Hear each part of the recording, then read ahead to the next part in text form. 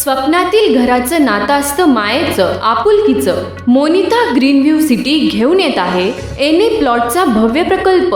आपली स्वप्न पूर्ण करण्यासाठी आजच बुकिंग करा. आमचा पत्ता विंचुर्णी रोड, जाधववाडी, तालुका फलटण. संपर्क विनोद घाडगे 9922 64 31 04.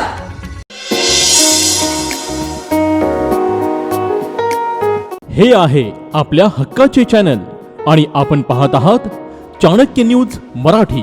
आता या वर्षाची दीपावली न्यू सिटी बाजार मध्ये साजरी करूयात. गेली 15 वर्षाची विश्वासाची अखंड परंपरा असलेली न्यू सिटी बाजार, सर्व काही एकाच छताखाली. आणि हो, न्यू सिटी बाजार घेऊन येत आहे खास दिवाळीसाठी बंपर ऑफर. 3000च्या पुढील खरेदीवर आकर्षक भेटवस्तू 100%.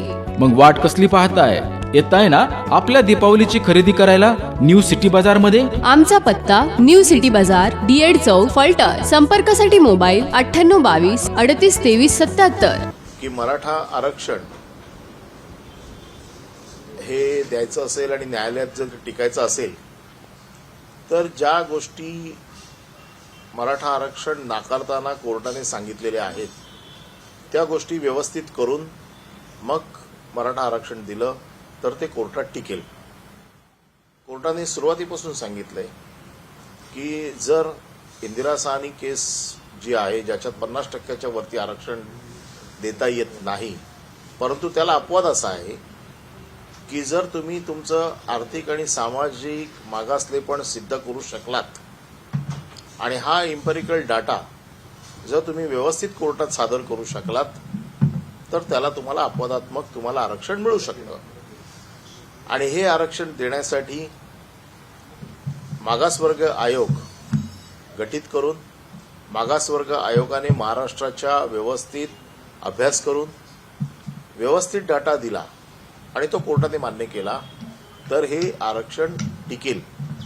आणि आमची सगळ्यांची इच्छा आहे की जे आरक्षण सरकार देईल ते आरक्षण मराठ्यांचं टिकलं पाहिजे. केवळ आरक्षण द्यायचं म्हणून देऊन चालणार नाही, तर दिलेलं आरक्षण हे कोर्टात टिकलं देखील पाहिजे. यामुळे वेळ लागणार असं, कारण पुन्हा इम्पेरिकल डाटा गोळा करणं, त्यानंतर आयोग निर्माण करणं, यासाठी प्रचंड आणखी कालावधी लागू शकतो. तो कालावधी खरं म्हणजे सरकारने हा कालावधी गृहीत धरून बोलणी करायला पाहिजे. आता सरकारने काय बोलणी केली आहे आम्हाला माहीत नाही, परंतु त्या दिवशी सर्वपक्षीय बैठकीमध्ये आम्ही हीच भूमिका घेतलेली आहे आणि सरकारला आम्ही मदत केलेली आहे. कुठलंही राजकारण न येऊ देता मराठ्याला आरक्षण दिलं पाहिजे हा सर्व पक्षाचा एकमुखी निर्णय आहे आणि त्यामुळे याच्यामध्ये सर्व पक्षाची साथ सरकारला आहे. त्यामुळे सरकारने ताबडतोब याच्यावरती कारवाई सुरू करून दिलेल्या वेळेत, आता मराठ्यांशी खेळ करून चालणार नाही, कारण दोनदा हे सगळं झालेलं आहे. आता मराठ्यांची जी मागणी आहे ती मागणी व्यवस्थित अभ्यास करून अभ्यासपूर्वक मांडून ती मागणी मान्य करायची असेल तर ती कोर्टात टिकली पाहिजे. अशा प्रकारचं आरक्षण दिलं पाहिजे. आता कालपासून हा एक वाद बघतोय की सरकार म्हणते 2 जानेवारी, जरांगे पाटील साहेब म्हणतात 24 डिसेंबर. आता ह्याच्यातलं नक्की आम्हाला माहीत नाही की नक्की तारीख कुठली आहे, ती सरकारने ती जाहीर करावी. त्याचबरोबर त्यांची जी मागणी आहे की सरसकट मराठ्यांना कुणबी प्रमाणपत्र द्यावं, हे कसं शक्य आहे हे देखील सरकारने निवृत्त न्यायमूर्ती जे नेमलेले आहेत त्यांनी काल जाऊन तिकडे मला वाटतं समजवलं असेल, तर ते महाराष्ट्राच्या जनतेला देखील कळलं पाहिजे की कशा प्रकारे हे आरक्षण दिलं जाऊ शकतं. सरसकट कुणबी म्हणून मराठ्यांना आरक्षण दिलं जाऊ शकतं का, ओबीसीचं कुठल्याही आरक्षणाला धक्का लागणार की नाही लागणार याचा देखील विचार केला पाहिजे. कारण सर्व पक्षांनी ही मागणी केलेली आहे की ओबीसींच्या आरक्षणाला कुठलाही धक्का न लावता मराठ्यांना आरक्षण दिलं जावं, ही मागणी सर्व पक्षाची आहे. त्यामुळे सरकारने या बाबतीतली विस्तृत भूमिका ही मांडणं गरजेचं आहे. शेवटच्या टोकाला आलं आंदोलन की सर्व पक्षांना एकत्र बोलवून मग त्यांना सांगणं, यापेक्षा सुरुवातीला सगळ्यांना विश्वासात घेऊन मराठ्यांच्या सगळ्या नेत्यांना विश्वासात घेऊन त्यांना व्यवस्थित समजावून सांगितलं पाहिजे. महाराष्ट्राच्या जनतेला व्यवस्थित समजावून सांगितलं पाहिजे की आम्ही कशा प्रकारे आरक्षण देऊ. अन्यथा लोकांमध्ये गैरसमज निर्माण होतो की आरक्षण उद्याच मिळेल, परवाच मिळेल, त्यामुळे सरकारची जबाबदारी आहे की त्यांना व्यवस्थित समजावून सांगणं. जर समजावून व्यवस्थित सांगितलं तर त्याच्यामध्ये येणाऱ्या अडचणी, त्याच्यामध्ये का विलंब लागतो, या सगळ्या गोष्टी समजावून जर सांगितल्या, जशा काल जाऊन त्यांनी सांगितल्या, तशाच पुढच्या 2 महिन्यात सरकारचा काय ठोस कार्यक्रम आहे तो देखील सरकारने समजावून सांगितला पाहिजे. यावेळेसचा अल्टिमेटम 2 महिन्यांचा आहे. जर त्या 2 महिन्यात काही मार्ग निघाला नाही तर पुढचं आंदोलन हे मुंबईच्या वेशीवर असेल असं जरांगे पाटील यांनी म्हटलं. नाही बघा, आंदोलन त्यांनी आता 2दा केलेलं आहे. 2दाही सरकारने पहिल्या वेळेला 1 महिन्याची वेळ मागून घेतली, त्यांनी 40 दिवस दिले. आता 2 महिन्याची वेळ मागून घेतलेली आहे. माझं मत असं आहे की जी काही वेळ तुम्ही मागून घेता याच्यात ठोस काहीतरी कारवाई दिसली पाहिजे, अन्यथा हे आंदोलन पेटतच राहील, महाराष्ट्र अशांतच राहील. त्यामुळे महाराष्ट्र अशांत राहू नये म्हणून सर्वमुखी सर्व पक्षांचा पाठिंबा आज मराठा आरक्षणाला दिलेला आहे. जरांगे साहेबांच्या तब्येतीची काळजी आम्हाला सगळ्यांना होती म्हणून आम्ही सगळ्यांनी त्यांना आवाहन केलं. त्यांनी देखील मोठ्या मनाने आवाहन आमचं सगळ्यांचं मान्य केलं आणि आज 2 महिन्याचा कालावधी दिलेला आहे. पण ह्या 2 महिन्यात सरकारने ठोस कार्यक्रम सांगितला पाहिजे की कशा पद्धतीने ते कुठल्या पद्धतीने देणार. सरसकट कुणबीनं ते मराठ्यामध्ये आरक्षण देणार का? कारण आता जरांगे साहेबांनी जी मागणी केलेली आहे फक्त मराठवाड्यातीलच नाही तर पूर्ण महाराष्ट्रातील मराठ्यांना कुणबी सर्टिफिकेट द्यावं अशी त्यांची मागणी आहे.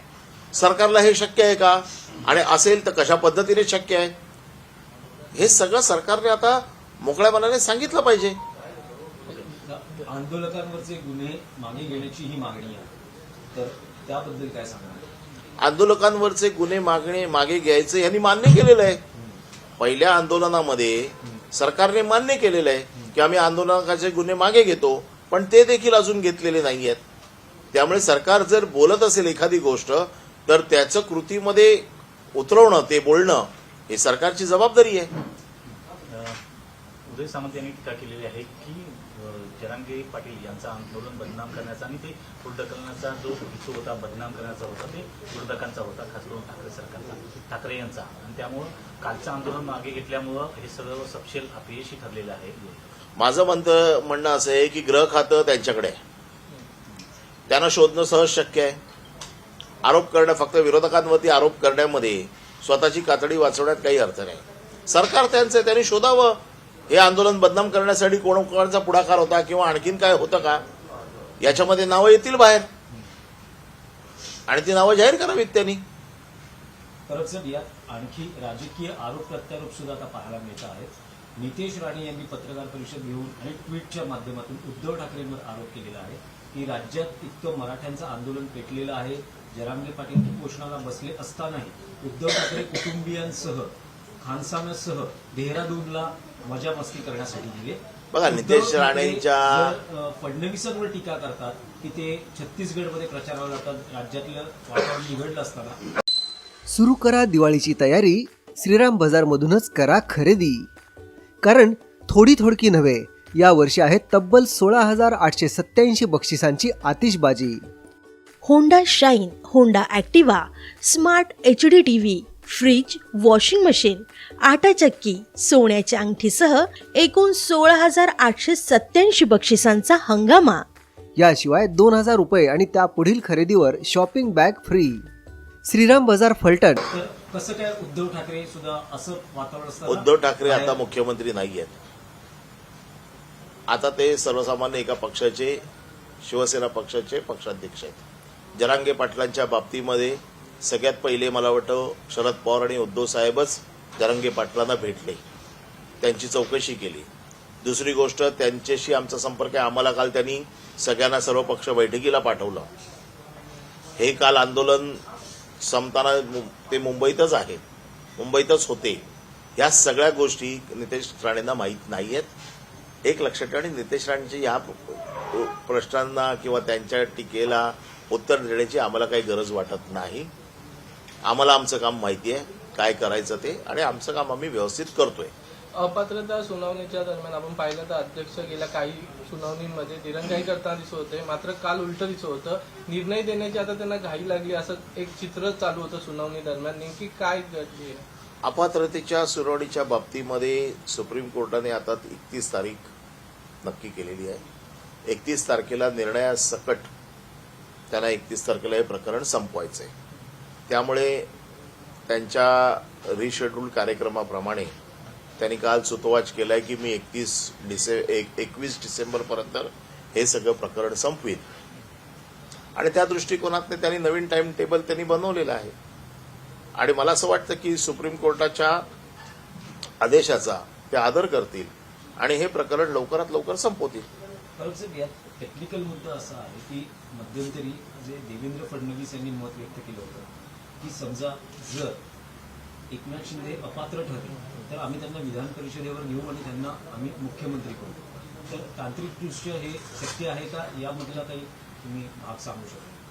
कसं आहे, याच्यामध्ये कायदा वेगवेगळा आहे. आता तो तपासून बघावा लागेल की विधान परिषदेवरती त्यांना, कारण ज्या वेळेला ते डिस्क्वालिफाय होतील त्यावेळेला त्यांची मेंबरशिप डिस्क्वालिफाय होईल विधानसभेतली. विधान परिषदेमध्ये त्यांना नेणं शक्य आहे की नाही, कुठल्या विधानसभेच्या फॅकल्टीमधनं ते निवडून येणार, या सगळ्या गोष्टी आहेत ना.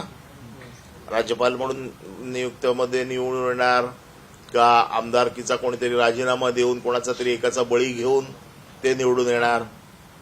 आणि जरी एकनाथ शिंदे समजा एकटे आले तर बाकीच्या 15 लोकांचं काय, त्यांना तुम्ही वाऱ्यावर सोडणार का? 15 तर आणू शकत नाही तुम्ही, कारण हे काय पहिल्या लॉटमध्ये जे डिस्क्वालिफाय होतील ते काय एकटेच होणार नाहीयेत, कारण पहिला लॉट 16 लोकांचा आहे. त्याच्यामुळे बाकीच्या 15चं काय, बाकीच्या 15ना विचारलं का की तुमचं काय ते? त्यामुळे देवेंद्र फडणवीसांनी जरी हा पर्याय सांगितला असेल, तो कायदेशीर बरोबर आहे का चुकीचा आहे हा नंतरचा प्रश्न आहे. म्हणजे याचा अर्थ देवेंद्र फडणवीसांची ही खात्री पटलेली आहे की हे डिस्क्वालिफाय होणार.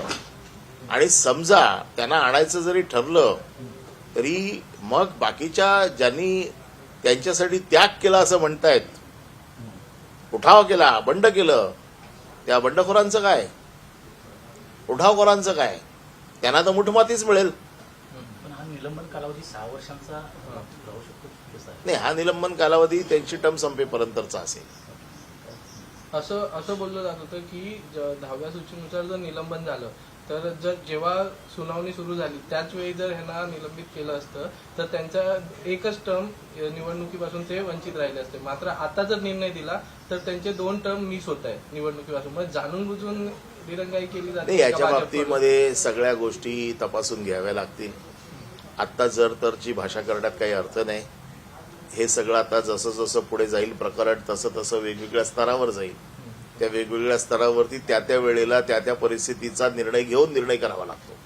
सर, गुणरत्न सदावर्ते यांनी ज्या पद्धतीनं राज्यात मराठा समाजानं जी काही आंदोलन केली होती त्याबाबतीत एक याचिका मुंबई उच्च न्यायालयात दाखल केली आणि त्याच्यात असं म्हटलं, एक आरोप केलेला आहे शरद पवार आणि उद्धव ठाकरे यांचा या हिंसक आंदोलनाला आशीर्वाद होता, अशा पद्धतीचा उल्लेख केला. गुणवंत सदावर्ते हा कोणाचा माणूस आहे हे अख्ख्या महाराष्ट्राला माहिती आहे. मराठ्यांच्या आरक्षणाचा मारेकरी कोण आहे हे अख्ख्या महाराष्ट्राला माहिती आहे. एका बाजूला गुणवंत सदावर्ते मराठ्यांना आरक्षण मिळू नये म्हणून तो सतत याचिका दाखल करतोय. त्यांनीच ही याचिका दाखल केली होती, तोच विरोधात जातोय. म्हणजे एका बाजूने मराठ्यांच्या आंदोलनाला पूर्णपणे विरोध करतोय. हे जे सत्ताधारी आज म्हणतायत की आम्ही आरक्षण देणार आहोत, मग तुमचा माणूस जो गुणवंत सदावर्ते आहे, जो मागच्या एसटीच्या आंदोलनामध्ये त्याने स्पष्ट भूमिका घेतली होती विरोधाची, आज तो महाविकास आघाडीच्या विरोधात बोलतोय, सत्ताधीशांच्या बाजूने बोलतोय. मग सत्ताधीशांचं हे कर्तव्य आहे की गुणवंत सदावर्तेला आवर घालावा, कारण तोच मारक आहे मराठ्यांच्या आरक्षणाचा. आणि मराठ्यांना काही कळत नसेल हे? एका बाजूला त्याची मुलाखत बघा, तो दररोज सांगतोय की माझे आवडते नेते कोण आहेत, आणि अख्ख्या महाराष्ट्राला माहिती आहे तो कोणाचा माणूस आहे ते. त्यामुळे गुणवंत सदावर्तेचा बंदोबस्त हा सत्ताधीशांनी केला पाहिजे. मराठ्यांना आरक्षण द्यायचं असेल तर पहिला त्याचा बंदोबस्त केला पाहिजे, कारण त्यांनी जरांगे पाटलांना अटक करावी अशी मागणी केलेली आहे. मग जरांगे पाटलांच्या म्हणजे मराठा आरक्षणाच्या विरोधात कोण आहे आणि तो कोणाचा माणूस आहे हे तुम्ही पत्रकारांनी देखील शोधून काढलं पाहिजे. ईडीच्या कारवाया पुन्हा सुरू झालेल्या आहेत. आमदार रवींद्र वायकर यांच्यावरती ईडीने गुन्हा दाखल केलेला आहे जोगेश्वरी भूखंड प्रकरणी. याबद्दल कसं होतं? हे तर आपल्याला अपेक्षित आहेच. या सगळ्या गोष्टींमध्ये प्रत्येक ठिकाणी गुन्हा दाखल करायचा, गुन्हा दाखल केला की त्याच्यामध्ये ईडी येणार, ईडी आली की त्याच्यामध्ये चौकशी सुरू होणार, त्यांच्यावरती दबाव लागणार. हे आता सगळं ठरलेलं आहे. हा सेट प्रोग्राम आहे. त्यासोबतच भाजपचे प्रदेशाध्यक्ष चंद्रशेखर बावनकुळे यांनी एक मागणी केली आहे की राज्यात आता ओबीसीची जी जनगणना आहे ती झाली पाहिजे. नाही, असं आहे बघा, आता प्रत्येक पक्षाने आपली भूमिका जाहीर केलेली आहे. शिवसेना देखील आपली भूमिका जाहीर करेल. या मराठा आरक्षणासंदर्भात विशेष अधिवेशन बोलावण्यात यावं यासाठी शिवसेना युबीटी काही आग्रही आहे का?